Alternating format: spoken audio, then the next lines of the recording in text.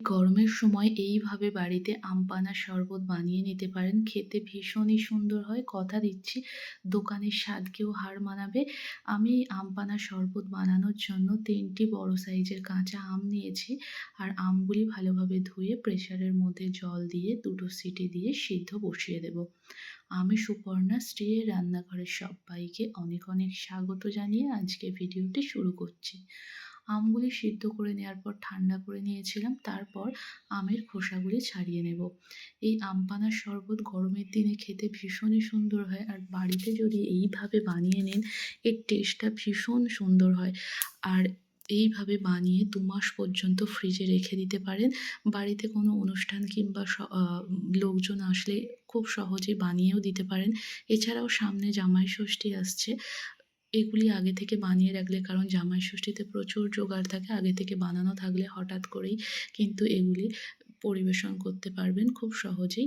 তো আমের খোসাগুলি কিন্তু ছাড়ানো হয়ে গেছে। আমের খোসাগুলি ছাড়ানোর পর খোসার মধ্যেও কিছুটা পরিমাণ পাল্প লেগেছিল, সেগুলি একটি চামচের সাহায্যে ভালোভাবে পরিষ্কার করে নেব। আর আমি এই আমগুলি একটু বড় সাইজের নিয়েছি, যার জন্য অনেকটা পরিমাণে কিন্তু এই আম পানার শরবত বানানো যাবে। আমি এগুলি কিভাবে ফ্রিজে রেখে দিলে ভালো থাকবে ২ মাস পর্যন্ত, সেটিই আজকে দেখাবো। আমের পাল্পগুলি ভালোভাবে পরিষ্কার করে নেওয়ার পর হাত দিয়ে ভালোভাবে ধরলেই খুব সহজেই দেখবেন আটিটি বেরিয়ে যাবে। দেখুন, এভাবেই আমের শাঁসগুলি বের করে নেব। আমের শাঁসগুলি বের করে নেয়ার পর একটি ছাঁকনি নিয়েছি, তাতে ভালোভাবে ছেঁকে নিতে হবে।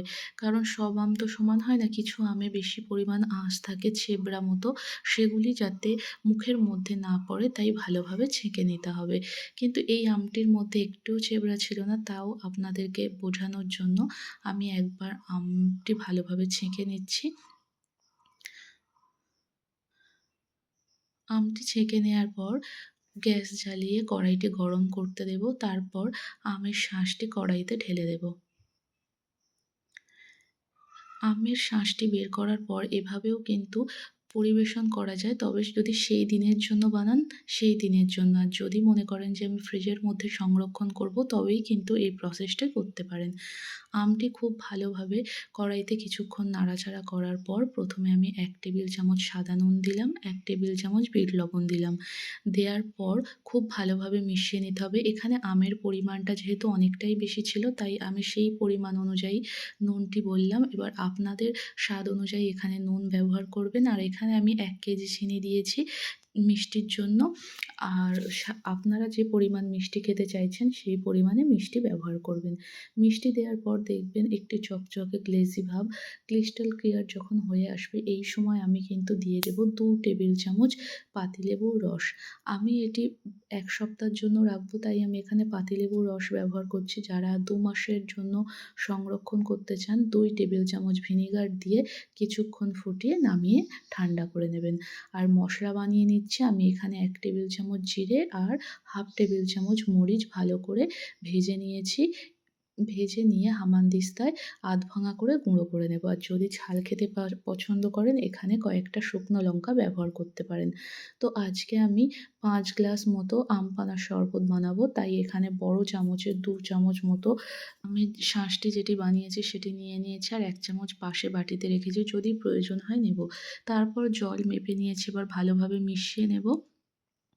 আর এখানে আমি আম পানার শরবতটা খুব বেশি পাতলাও নয়, আবার খুব বেশি গাঢ়ও নয়, মিডিয়াম ঘনত্বে রেখেই আজকে শরবতটি বানাবো। আর একটু কম লাগছিল, আবারও ২ টেবিল চামচ জলের মধ্যে দিয়ে খুব ভালোভাবে মিশিয়ে নিচ্ছি।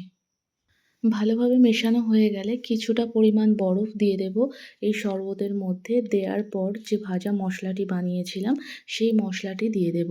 ভাজা মশলাটি, মশলার যে ছোট্ট চামচ হয়, ২ চামচ দিচ্ছি, মানে 1/2 টেবিল চামচ দিয়ে খুব ভালোভাবে মিশিয়ে নেব। আর মশলাটি এইভাবে এয়ারটাইট কন্টেনারে রেখে দিতে পারেন, তাতে গন্ধটা কিন্তু একই রকম থাকবে। তারপর গ্লাসের মুখের মধ্যে একটু লেবু লাগিয়ে গার্নিশিংয়ের জন্য নুন আর কাশ্মীরি লঙ্কার গুঁড়ো দিয়ে খুব হালকা করে গ্লাসের মুখটি গার্নিশিং করে নিচ্ছি। যেহেতু বাচ্চারাও খাবে এই গরমের সময়, মুখে লাগলে জ্বালা দিতে পারে, তাই জন্য অল্প পরিমাণে লঙ্কার গুঁড়ো ব্যবহার করেছি। তারপরে লেবুর টুকরো দিয়ে আমের শরবতটি গ্লাসের মধ্যে ঢেলে নেব।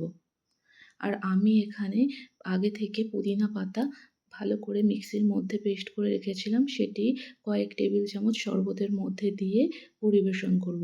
এইভাবে গরমের দিনে অবশ্যই একবার আম পান্নার শরবত বানিয়ে দেখতে পারেন। আর ভিডিওটি যদি ভালো লেগে থাকে অবশ্যই লাইক দিয়ে দেবেন। আর যে সকল বন্ধুরা এখনও চ্যানেলটিকে সাবস্ক্রাইব করেননি, চ্যানেলটিকে সাবস্ক্রাইব করে পাশে থাকবেন। আর এটি পুরো যদি দোকানের মতো কালার চান, এখানে সবুজ ফুড কালার ব্যবহার করতে পারেন। আর এইভাবে আমি এয়ারটাইট কন্টেনারে ফ্রিজের মধ্যে রেখে দেবো। আপনারা এইভাবে অবশ্যই বানিয়ে